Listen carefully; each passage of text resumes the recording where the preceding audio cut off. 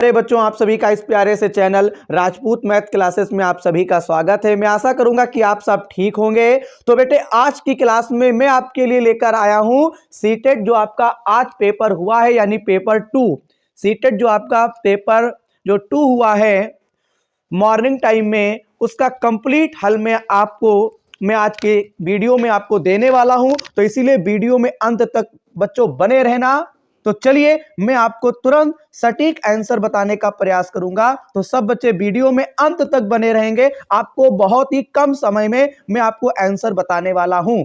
मैं आपको बता दूं, यहां पे हिंदी भाषा जो फर्स्ट है, लैंग्वेज 1 के अंतर्गत जो आपका हिंदी है, मैं इसके जो भी प्रश्न आपके इसमें रहने वाले हैं, इन सभी का जो भी सटीक उत्तर है, मैं आपको बेटा बताने वाला हूं। तो चलिए फटाफट हम लोग शुरू करते हैं। तो यहां पे देख सकते हैं कि यहां पे आपको एक गद्यांश दे रखा था और इस गद्यांश के द्वारा हमें 91 से 99 तक के प्रश्नों का उत्तर हमको देना था। तो यहाँ पे देख सकते हैं, जल्दी जल्दी मैं आपको बताने का प्रयास करूंगा, आपका ज्यादा टाइम में नहीं लूंगा। विशेषण विशेष का उदाहरण नहीं है, तो यहाँ पे मैंने पहले से ही टिक कर रखा है। आपका आंसर सही होगा, रूपात्मक परिवर्तन होगा। क्या होगा? रूपात्मक परिवर्तन होगा। इस बात को आप अपने माइंड में सेव कर लें। हो सकता है एक दो या भले आंसर में कोई परेशानी हो, आपके सही हो, या फिर मैं आपको बता रहा हूं अपने विचार से, तो आपको परेशान नहीं होना। लेकिन यकीन मानिए, आपको क्लियर आंसर बताया जाएगा। मैं भी कहीं से ना कहीं से मैं आंसर आपको बताने का, सटीक उत्तर बताने का प्रयास कर रहा हूं। तो आपको क्या करना है, फेक वीडियो नहीं समझना है, आपको वीडियो में पहले अंत तक बने रहना है। तो यहाँ पे आपका पहला ऑप्शन हो जाएगा। आगे बढ़ते हैं। यहां पे देख सकते हैं कि 92 में आपको दे रखा है उल्लेखनीय परिवर्तन से तात्पर्य है। तो ये आपका ऑप्शन सही होगा, महत्वपूर्ण परिवर्तन। फिर यहां पे आपको दे रखे हैं मानव के कौन कौन से 3 पक्ष हैं। तो आप गद्यांश को अगर आपने पढ़ा होगा तो आपने यही टिक किया होगा, और मुझे यही लगता है कि आपने यही टिक किया होगा। भौतिक, मानसिक, आध्यात्मिक, यानी ऑप्शन नंबर 3 सही है। 94 में आपका ऑप्शन नंबर पहला सही है। उन्नति प्राप्त करने के लिए आवश्यक है कि मनुष्य पहले अपनी कमियों को जान ले, तभी तो आप उन्नति कर पाएंगे।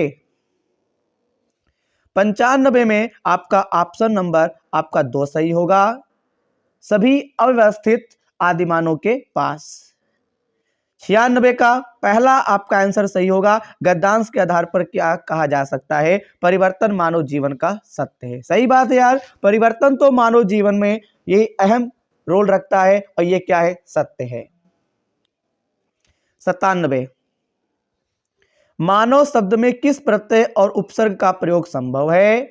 तो भाई साहब, आपका ऑप्शन नंबर ई आ सही होगा, यानी ऑप्शन नंबर आपका 4 सही है।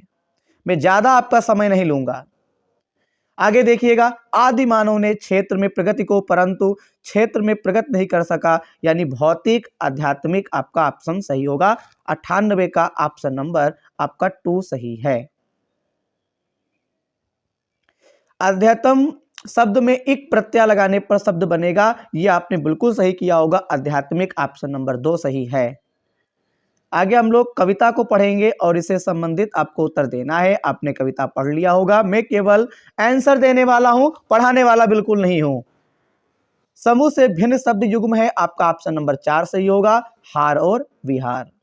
कविता में पर सर्वाधिक बल दिया गया है, यानी सत्य पर दिया गया। कविता के अनुसार राही की विशेषता है, यानी 101 का ऑप्शन नंबर 2 सही है। 102 का 3 ऑप्शन सही है, यानी हर परिस्थिति में कार्यरत रहना।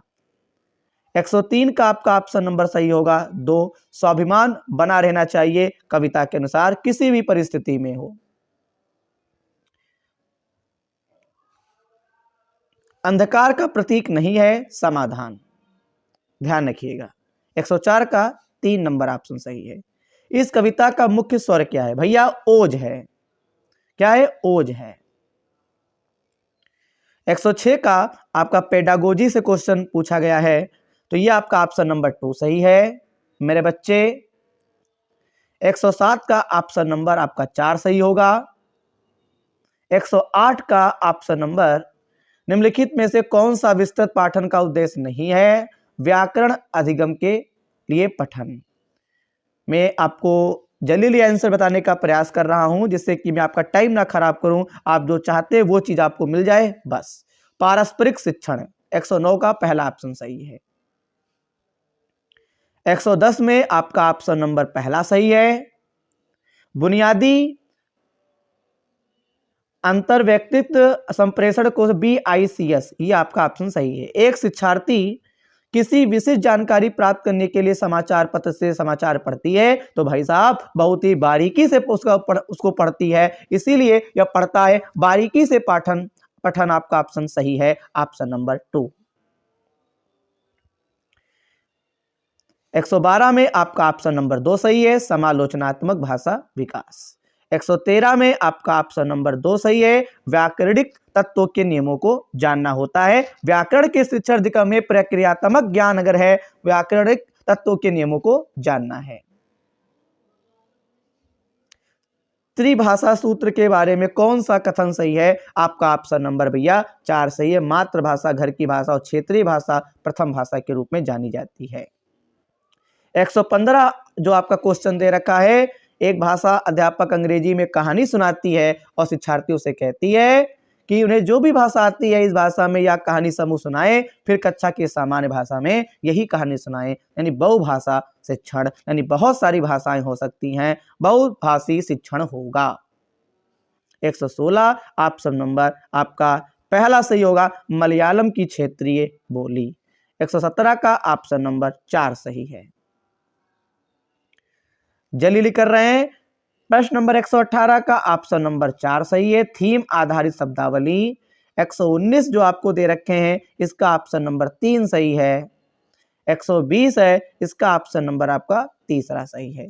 तो आई होप कि आज की वीडियो में मैंने सीटेट एग्जाम जो आपका 2 हुआ था मॉर्निंग टाइम, सीटेट पेपर 2 का जो भी हिंदी था भाषा 1 के अंतर्गत, उस पर आधारित जो भी क्वेश्चन आए थे एग्जाम में, और मैंने उनका सटीक उत्तर आपको देने का प्रयास किया है। ये उत्तर सही भी हैं। अगर आपके इतने उत्तर अगर आपने इसी हिसाब से अगर आपने लगाए हैं तो यकीन मानिए आप हिंदी में पास हो सकते हैं। बाकी रही बात इसी एग्जाम यानी पेपर 2 की जो भी सॉल्यूशन की बात रही, अगर और भी आप वीडियो चाहते हैं तो बेटे आपको एक काम करना होगा, मेरे चैनल के प्लेलिस्ट के माध्यम से आपको देखना होगा, और भी सब्जेक्टों का जो भी सॉल्यूशन है वो मैंने करवा रखा है, प्लेलिस्ट के माध्यम से देखिए। तो आपका बहुत बहुत धन्यवाद जो आप आज की हमारी वीडियो में अंत तक बने रहे।